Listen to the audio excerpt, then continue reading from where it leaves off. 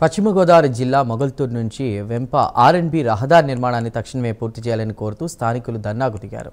గొల్లగూడెం వద్ద స్థానికులు రహదారిపై ధర్నా నిర్వహించారు. గత 10 ఏళ్లుగా ఈ రహదారి నిర్మాణం చేయకపోవడంతో ప్రయాణం చేయాలంటే ఇబ్బందిగా ఉందన్నారు.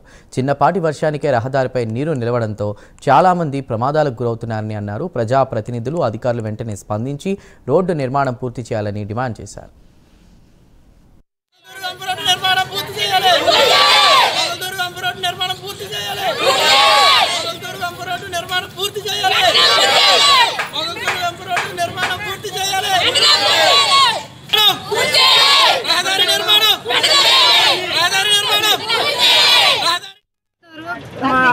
వెంప వెళ్ళే రూట్ అండి గొల్లగూడెం. ఈ గ్రామస్తులందరం కూడా చాలా ఇబ్బందులుగా అయితే లోపడుతున్నామండి. ఈ రోడ్డు వేస్తానని అధికారులు అయితే వచ్చి మాకైతే ప్రకటనలు చేశారు, కానీ ఓట్లు వేసేటప్పుడు వచ్చి మరలా వచ్చి మళ్ళీ చూసిన వారైతే ఎవ్వరూ లేరండి. ఎందుకు ఇలా చేస్తున్నారు? ఇక్కడ ఎంత ఇబ్బందులు పడుతున్నామండి. గ్రామస్తులే కాదు, మరి దూరం నుంచి వచ్చేవారే కాదు, చాలా ఇబ్బందులకు లోనవుతున్నామండి. కనీసం ఎవరు కూడా గుర్తించట్లేదండి. ఎవరికి వాళ్ళే తప్పించుకుని వెళ్ళిపోయేవారే కానీ ఎవరు కూడా మమ్మల్ని పట్టించుకునే వాళ్ళు అయితే లేరండి.